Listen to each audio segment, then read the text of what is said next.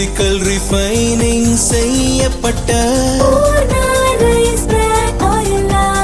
SKM Poorna rice brand oil. பார்த்தீங்கன்னா ஊழல் பற்றி பேசாமல் எங்கள் தலைவர் ஆட்சி செய்ய சரியில்லைன்னு 10 நாள் 15 நாளில் பேசுகிறாங்க. லட்சக்கணக்கான கோடியை ஊழல் பண்ணிட்டு ஊழலை மறைச்சி எங்களுடைய தலைவரை விமர்சனம் பண்ணிட்டு இருக்காங்க. 15 நாள் 20 நாள் கூட ஆகலை, ஒரு ஆட்சியை விமர்சனம் பண்ணுறாங்க. அப்போ எப்படி மனநிலையில் இருக்காங்க? கொஞ்சம் கூட கூசவே இல்லை.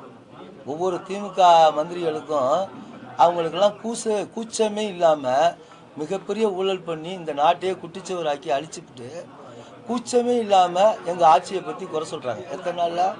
15-20 நாளில் குறை சொல்கிறாங்க.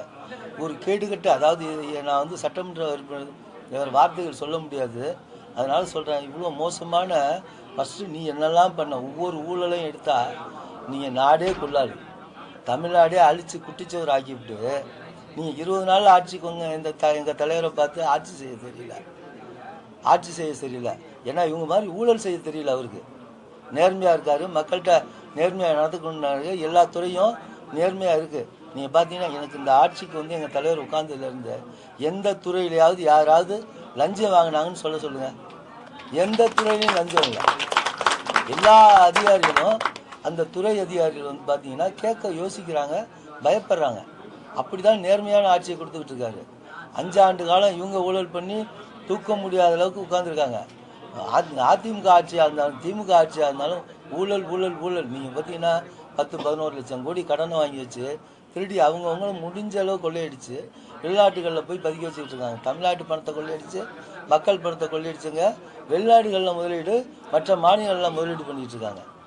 இவங்க யாரை பற்றி பேசுகிறாங்க? எங்கள் தலைவரை பற்றி பேசுகிறாங்க. கண்டிப்பாக மக்கள் இவ்வளோ தண்டனை கொடுத்தும் கூட அவங்க திருந்துறதுக்கான வாய்ப்பே இல்லை. மக்கள் மிகப்பெரிய தண்டனை. இது பார்த்தீங்கன்னா தமிழ்நாடே தனக்கு தான் நினச்சிக்கிட்டு இருந்த திமுக இன்னைக்கு மிகப்பெரிய தண்டனை அவங்கள கொடுத்து வீட்டுக்கு அனுப்பியிருக்கு. இப்போயும் பார்த்தீங்கன்னா அவங்களால முடியலை. நீ அவங்க கொள்ளையடிக்காமல் இருக்க முடியல, ஊழல் செய்யாமல் இருக்க முடியல. அந்த பவர் இல்லாமல் அந்த பதட்டம், அந்த துடிப்பு தான் இன்னும் மறைச்சி பேசுது. நான் சொன்னேன், குப்பை கிடங்களை பார்த்தீங்கன்னா 15,000 கோடிக்கு மேலே ஊழல் நடந்திருக்கு. ஆயிரக்கணக்கான கோடி குப்பைன்னு சொல்கிறோங்க. அந்த குப்பையில் ஆயிரக்கணக்கான கோடி ஊழல். அப்போ நீ ஒவ்வொரு துறையும் எடுத்து பாருங்கள்.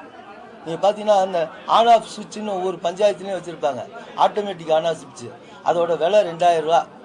அது எவ்வளோக்கு வாங்கியிருக்காங்க தெரியுங்களா? 26,000 ரூபாய்க்கு வாங்கியிருக்காங்க. அப்போ எத்தனை % கொள்ளைன்னு பாருங்கள். கிட்டத்தட்ட 90% ஊழல் இதெல்லாம். இப்படி ஒவ்வொரு பொருளையும் இல்லை, ஒவ்வொரு பொருளையும் மிகப்பெரிய ஊழல். நீ ஊழலை பற்றி பேசணுன்னா மிகப்பெரிய பட்டியல் போடலாம்.